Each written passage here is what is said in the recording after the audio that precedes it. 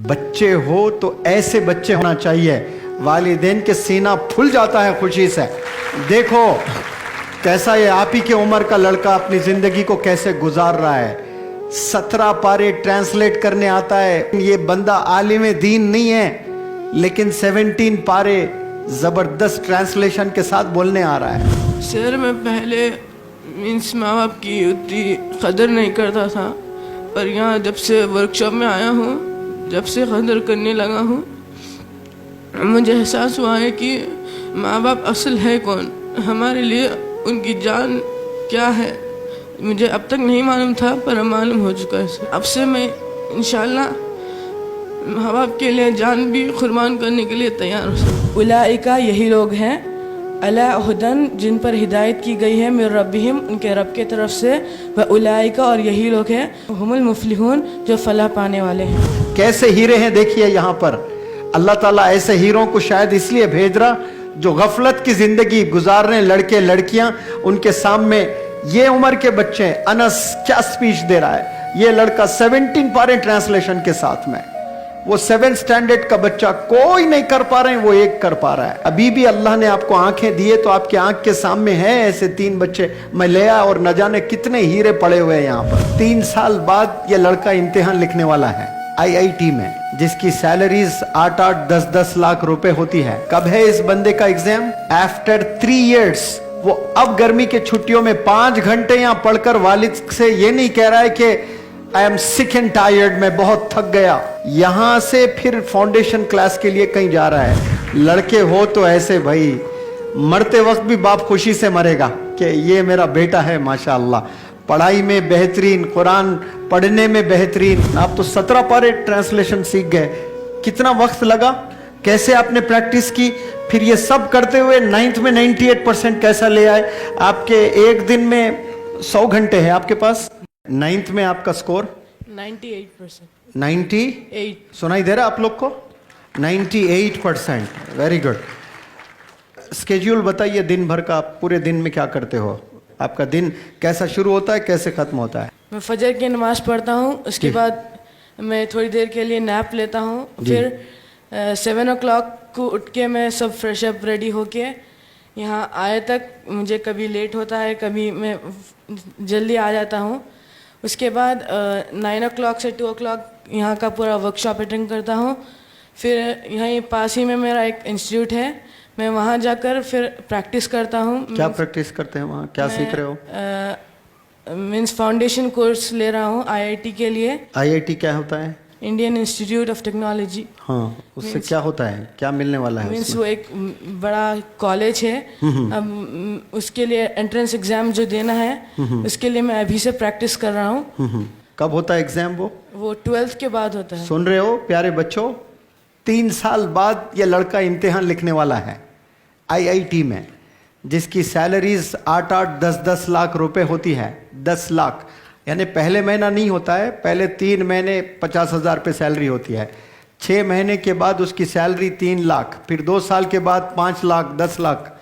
3 साल के बाद IIT में एडमिशन लेना है, JEE एग्जाम होते हैं, उसमें क्वालिफाई कर गए, खलास बड़े कॉलेजेस में एडमिशन। कब है इस बंदे का एग्जाम? 12th के बाद। After 3 years।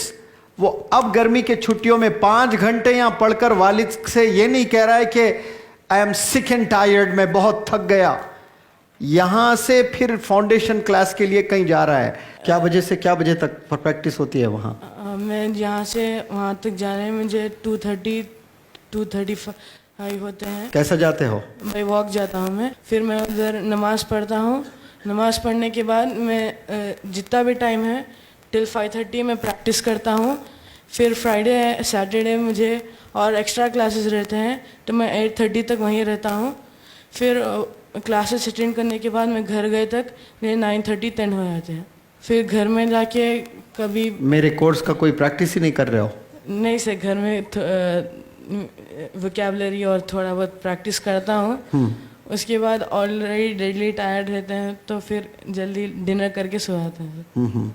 और कुरान पे वगैरह कुछ प्रैक्टिस? सर कुरान मेरी अल्हम्दुलिल्लाह मैं 6 पारे हिफ्ज़ किया था, पर ابھی تو میں سب بھول چکا ہوں سر، کیونکہ آلریڈی بہت ٹائم ہو چکا تھا حفظ کر کے، پر ابھی میں قرآن کو لفظ ترجمہ یاد کر چکا ہوں. 17 پارہ میرا مکمل ہو چکا ہے. پورے ٹرانسلیشن کے ساتھ قرآن جب پڑھتے ہو تو سمجھ میں آتا ہے آپ کو؟ یس سر. تو کچھ سنا سکتے ہو آپ؟ سر میں جب اسے دیکھتا ہوں. ہاں تو دیکھ کر بولیے. مولانا ہے؟ ہاں کون سی آیت نکالا جائے آپ بولیں؟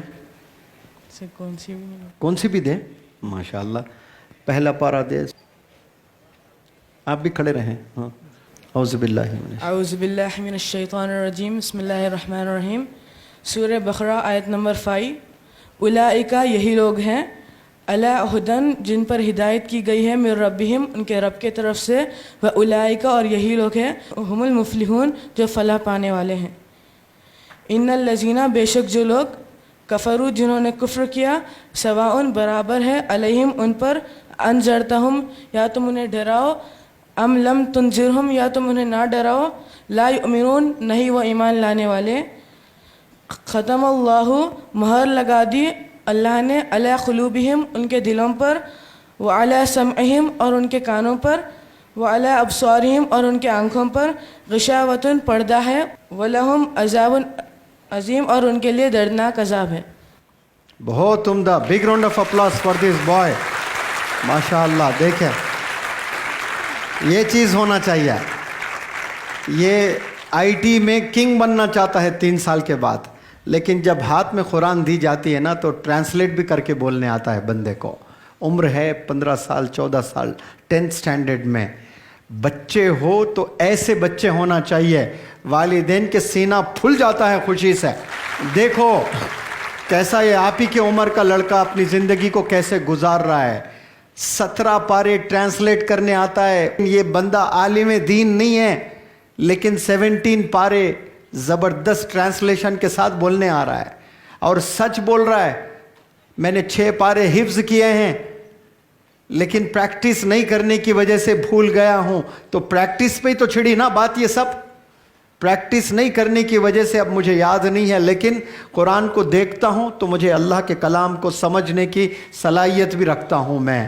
یہ چیز ہونی چاہیے. ماشاءاللہ بہت عمدہ.